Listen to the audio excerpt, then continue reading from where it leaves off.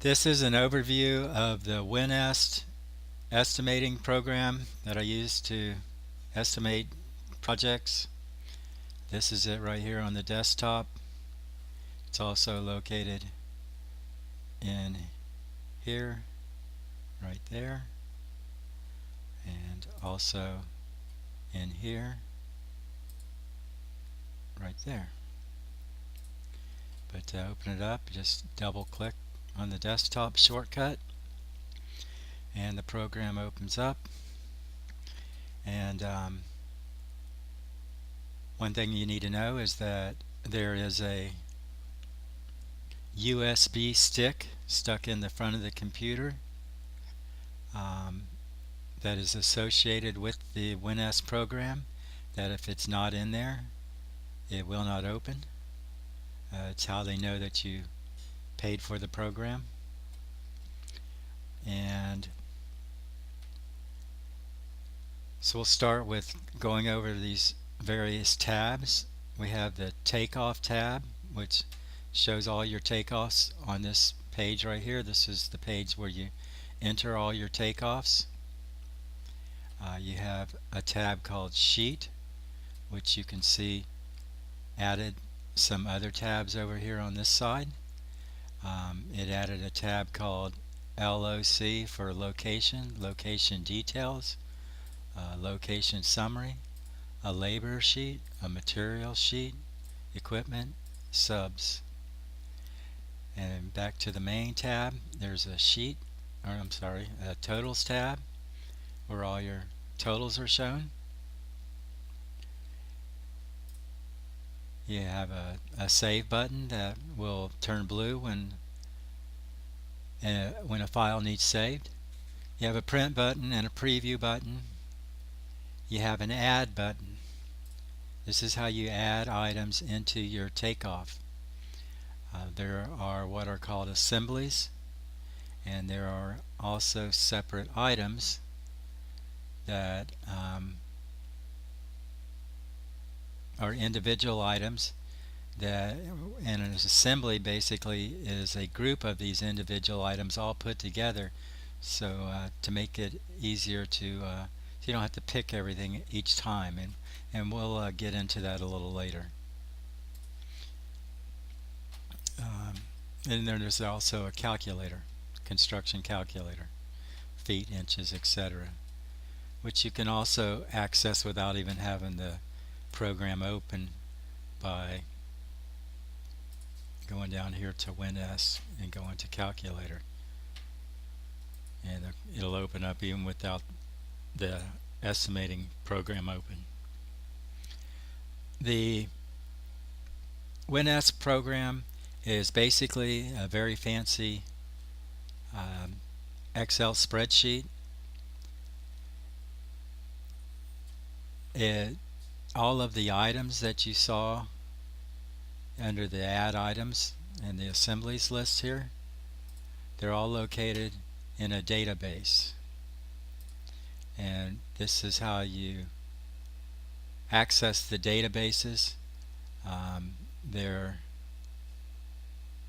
Currently it's on the database Bob's. There's another one called Resident, and then there's also another one called Gen Con, Resident, and Bob's. Bob's is the only one that I really use. There are a lot more items in the Resident than there are in Bob's, and there's even more items in the Gen Con database than that are in the Bob's. The one thing that you need to remember if you use these databases, that the pricing for materials and labor may not be current, so you can use them. You just need to make sure you adjust the pricing when you finalize your estimate. Adjust the pricing on the labor and the materials and equipment. Right now we're going to stick with Bob's. The database is made up of a lot of different items. Basically in this database, the Bob's database, there's a concrete and a masonry, Under concrete, we have labor and form materials. As a This is your CSI section, this is your major section, and this is your minor section, and then these are your individual items down here. So under the major section you have concrete labor and form materials, and then one of the minor sections is concrete labor, form prep, rebar pour, etc. And you'll see there's all kinds of different items for labor, for putting labor in your bids, for walls, columns, tie beams, elevated deck slabs, metal deck slabs with rebar, with wire, etc. There's also miscellaneous materials. There's nothing under forms, nothing under pile caps. There's stakes.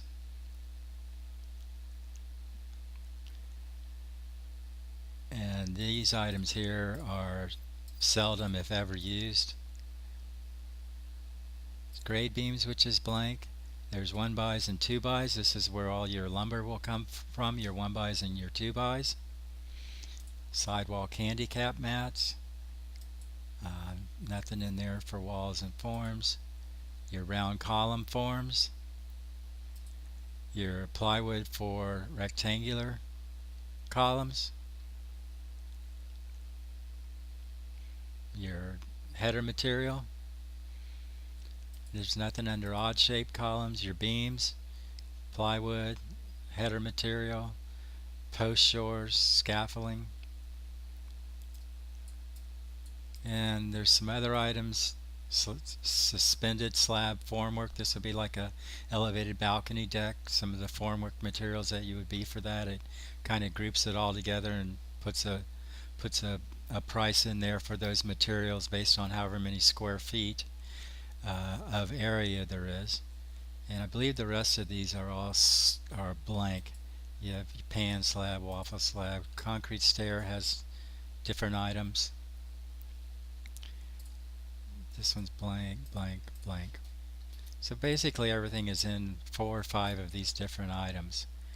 To continue on, we have equipment rental, different items for equipment rental. Dirt work, demo, termite, bollard pipe. Concrete reinforcement, it has different minor sections. There's nothing under the concrete reinforcement. There's only a few of these minor sections that are used for rebar for footings and beams. Quite a long list going all the way up to number 8 bars. There's nothing under slabs. If there's rebar needed for a slab, you get it from here. Hook bars for formed walls. Also could be used for columns or fill cells. Rebar for columns and beams. You have different size hoops. Round hoops. You also have hook bars. Rebar for beams comes from up here. Structural slabs. You have dowels, wire mesh, and you have chairs, tie wire, mesh ups. There's nothing in that one. Also back up here in the walls, you not only have hook rebar, you have straight bars. All the way up to number 7, so up to 16 foot 10 inches long.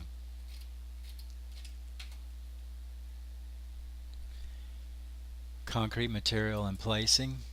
Well, some of these are been marked blank. You have your concrete for stem wall and column pad footings. Different strengths, 3,000, 4,000, 5,000, also pumping. You have concrete for your slabs on grades, your sidewalks, your basically any slabs that need 57 rock. You have a short load charge up here, and 2,500 up to 4,000, and 2,500 up to 4,000 with fiber mesh, and also pump. and you have concrete for columns and beams and elevated balcony slabs, form slabs, stairs. Just your basic grout mix for fill cells and pump mix 3000, 4000, and 5000. Placing concrete with a 2-inch pump and 2-inch pump setups. The rest of these items are blank. Concrete finishing. There's some bonding agent down here at the bottom on bonding agents. Curing compound. Patching for like if you have to patch walls. I believe the rest of these, that's blank, blank, and blank. These are all blank in here. These are all blank. Grout, we have grout for non-shrink grout for base plates. And these other two items, everything in them is also blank.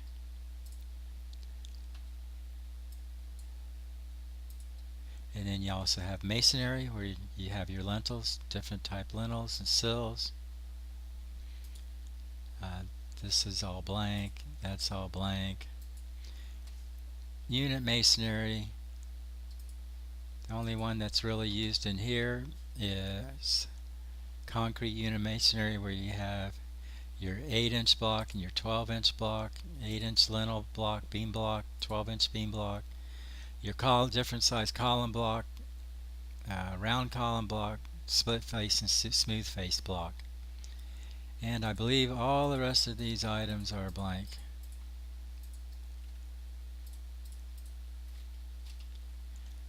Accessories, you have your wire, ladder wire, truss wire, cavity caps, block control joint material, wall ties.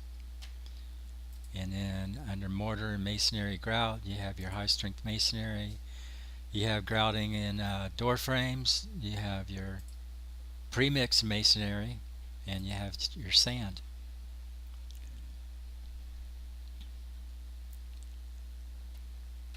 So these are all the items that are in Bob's database.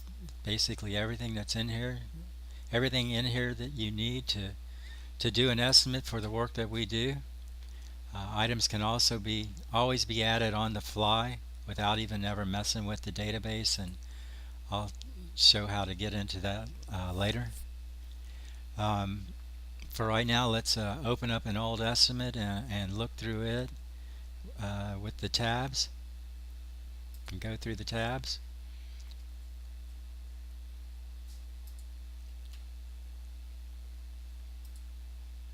Look at this reserve realty.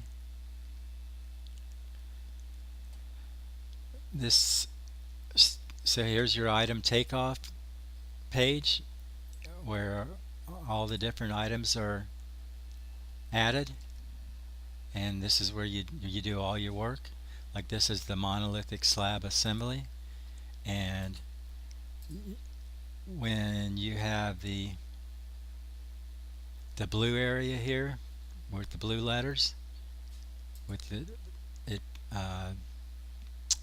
the space pushed in under the quantity, this is where you add your takeoff measurements for the whole assembly. Now if you have it down here, and this is just if you wanted to add some 2x12s, like you said, oh, I need more 2x12s. Okay, well, I need 200 more feet of 2x12s, 200 more feet of 2x12s for one side. So you'd put 200 in here, you'd leave that at 1, and you hit add quantity, and it would change the amount of 2x12s here, on down the line here. But you could do them all at once in this blue tab area. Let's say like we had this does a whole slab. So let's say you had a monolithic slab that had 300 feet of footer, and the footer was 16 inches by 16 inches, and it has one form side. Let's say there's 300 feet of recesses. Let's say there's 3 number 5 bars in it, or 3 bars, 100 dowels, 8 corners. Now hoops or transverse bars, let's say they're 24 inches. Say the slab is 3,200 square foot. and it's 4 inches thick, you would just put all that information in there, hit add, and it would add all these items to your estimate for you. And we'll go through some practice ones here in a little bit. But back on the takeoff sheet, this is where everything is added into the estimate.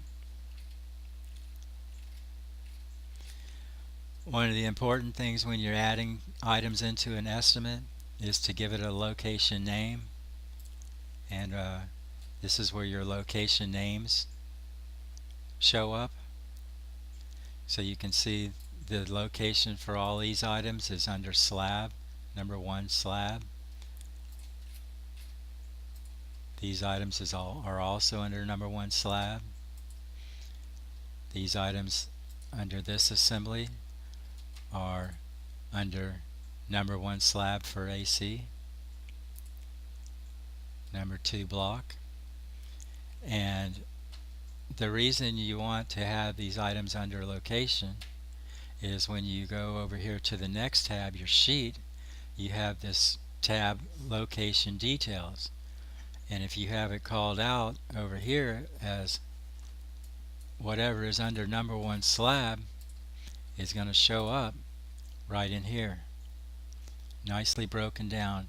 How much labor, how many square feet, how much it is a square foot or a lineal foot, how many labor hours, your labor rate, your labor total, the totals for all your materials, the totals for your subs, your equipment, and if there's any other items, which I have never really used the other items. But they're all easy to see right here. Everything that you need for a slab should be in here. If it's not, it's very easy to add. There's the location slab for AC, grouting under steel columns, block cells, rake block cells, tie beams and columns, rake tie beams, and walks. And the summary button basically is just a summary of all those items without all the individual items, just gives you totals. And the labor button just gives you the labor items. Doesn't tell you exactly where they're at, but and the material items, this lists all your materials, shows you the takeoff quantity, what the unit is, what the unit price is. Like the recessed lintels are $33.70 each. Termite control is 8 cents per square feet. You have an area to add waste, and it gives you your quantity, including the waste, your price per each or per square foot, and then a total.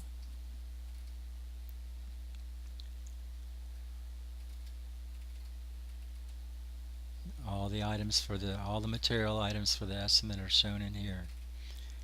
And you can go in here and adjust prices if you need. Like if you see concrete needs to be $110 a yard, you can just go right in there and type 110 and save it, and it'll be changed.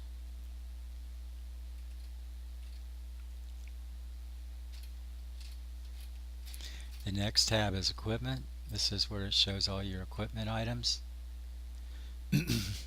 Mostly everything in this bid is some scaffold and some 2-inch pump setup charges. The next tab is subs. If you plan on using some subs, we'll need to use a concrete pump, so that would go under, to pump the slab, that would go under subs. And you have your totals button. This tells you how much your labor, which this total here is going to match the total here, 20,441. It rounds it up. It's also going to match the total here, 20,441. Going to match the total here, 20,441.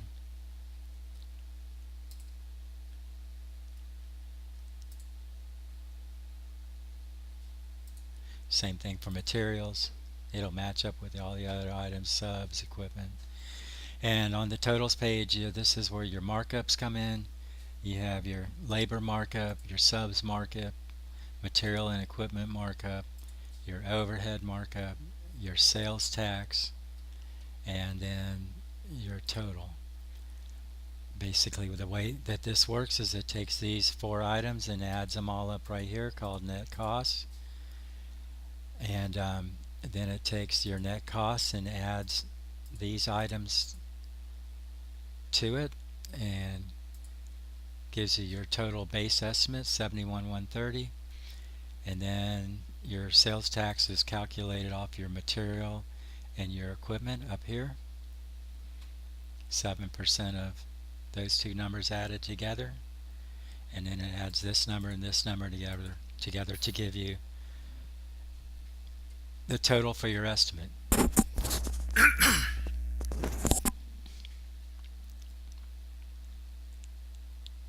And you can always adjust these percentages if so desired, just by going in here and double clicking on that anywhere, and you just change the number there, hit OK, and that's all there is to it. Now you will notice that labor, it has the labor button down here pushed.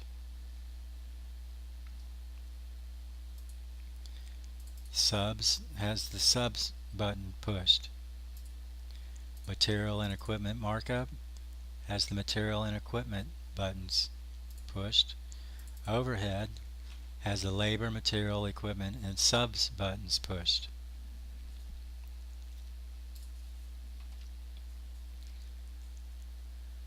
And they have these little icons here, like the guy with the little hats represents labor, the hard hat, orange hard hat represents subs, the piece of paper and what looks like a truck or something represents your materials and your equipment.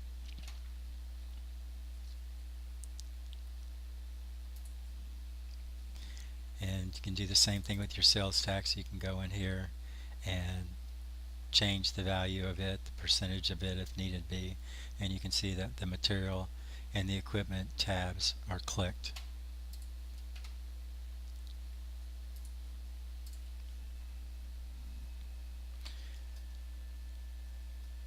So what we're going to do now is we're going to close this, and we're going to open up a file, a blank file. I like to use these blank estimates to start with. They don't have any locations in them. The totals page is all set up, and like I just explained, these items can be adjusted if need be. The first thing you want to do is go in and give it a name of the project. We're just going to call this AA Test Project.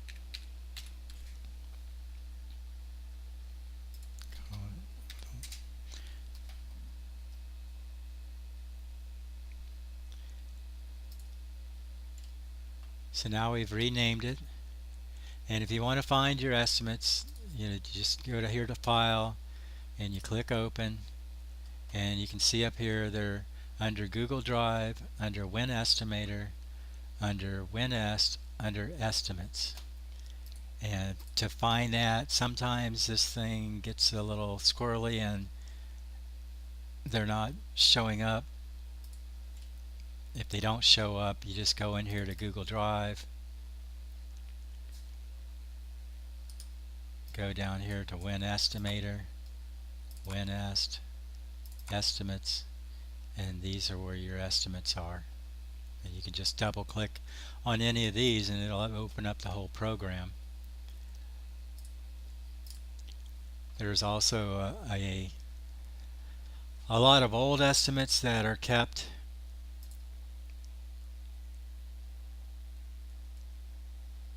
Well, it's not showing up here, but there's a hard drive here, Seagate hard drive. It's not plugged in right now,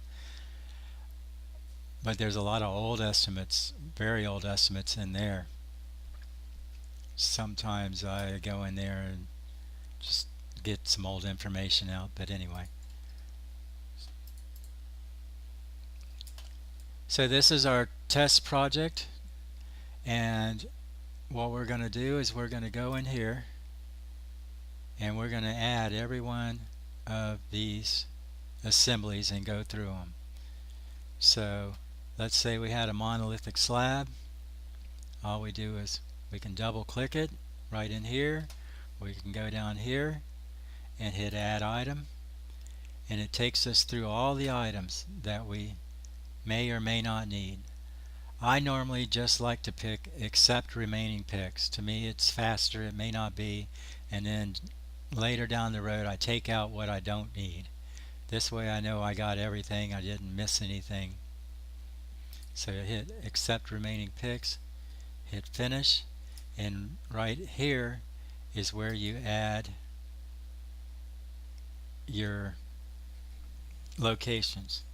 We're just going to, for simplicity, we're just going to call this 1. And we're going to hit accept. So it tells us the location 1's not been used before. Do you want to create it? Yes. And then if we close this, we can see that it has put all these items right in here, and they already have the location 1 on them. So we want to do this for the remaining items.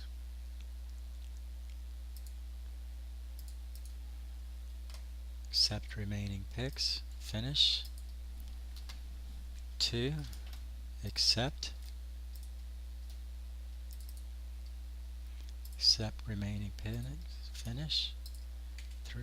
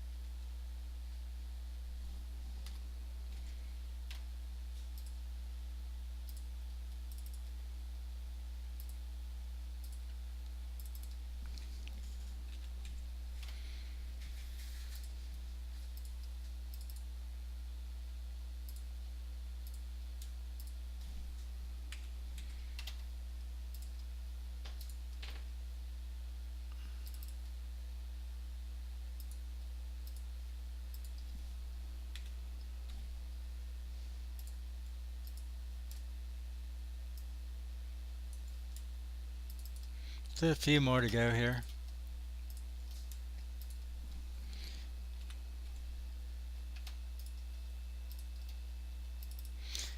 And we're going to just go through and do a practice estimate just with all these items, just to take you through all of them.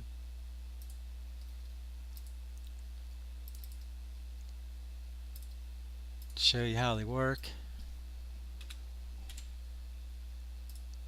Look for any problems.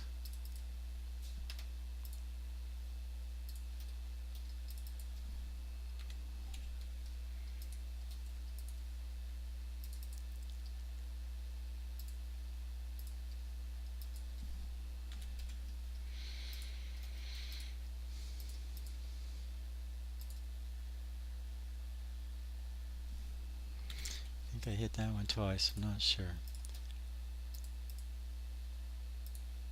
We'll find out in a little while.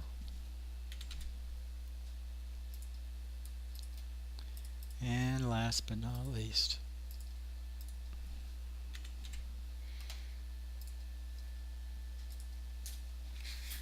so all those items, all 24 of these items have been now added to the estimate.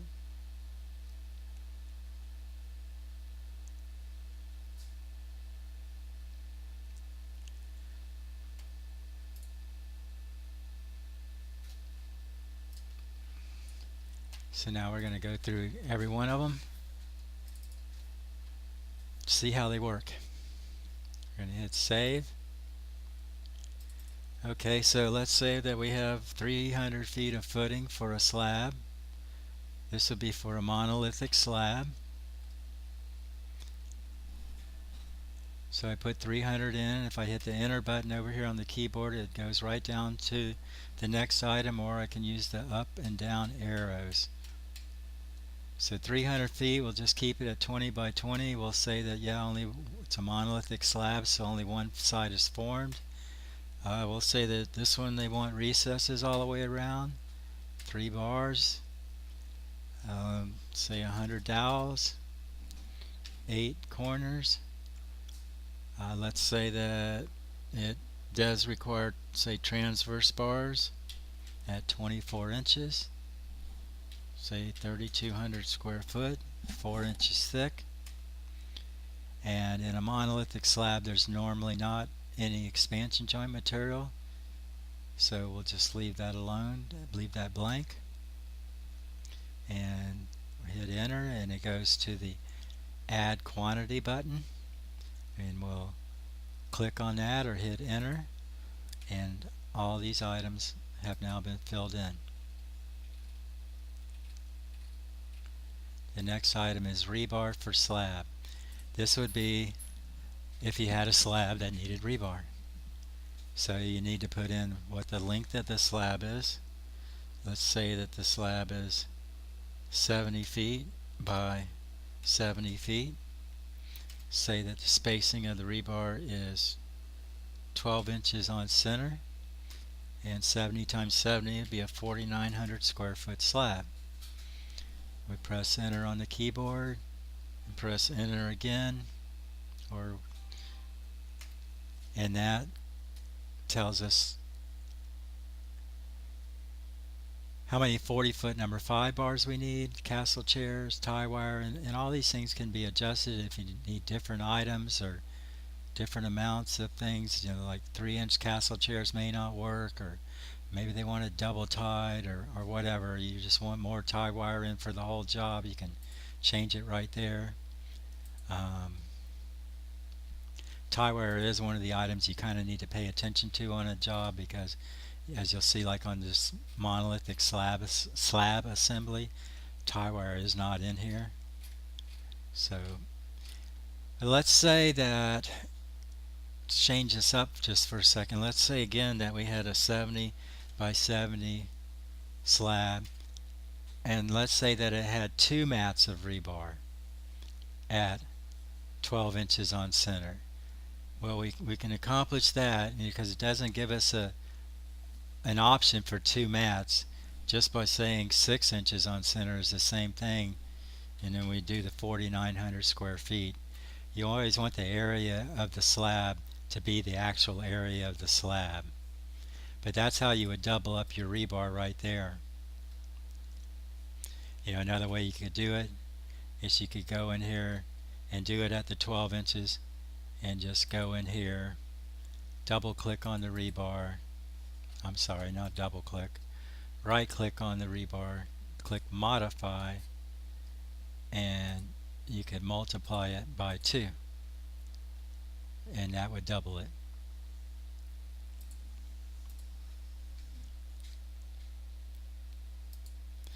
Next item is stem wall footings.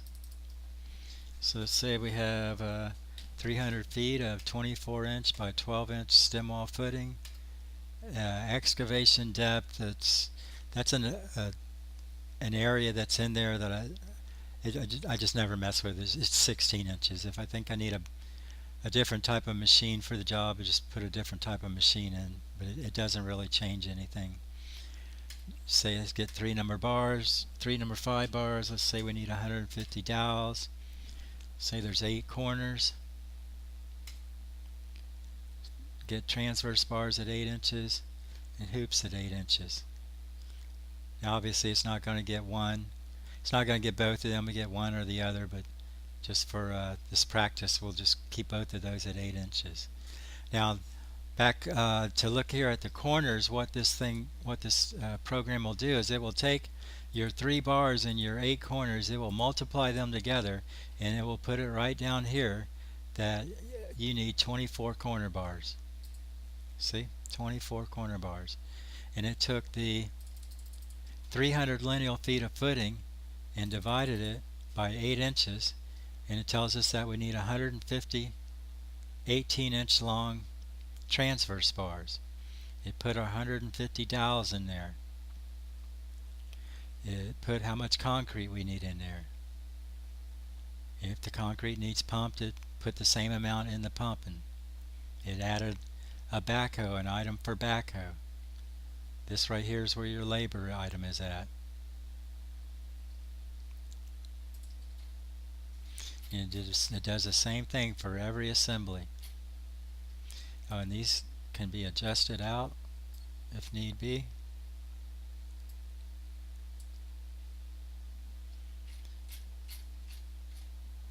The next item is column footings, isolated footings, column footings.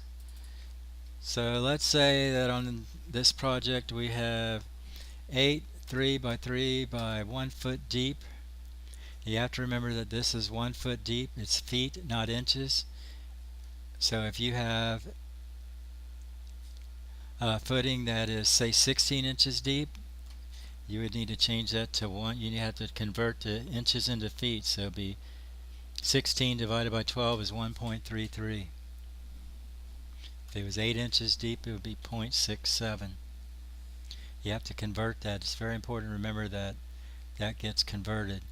Sometimes on some plans they'll tell you it's 3 by 3 by or 36 by 36 by 20 inches deep. You need to make sure you're converting the inches to feet.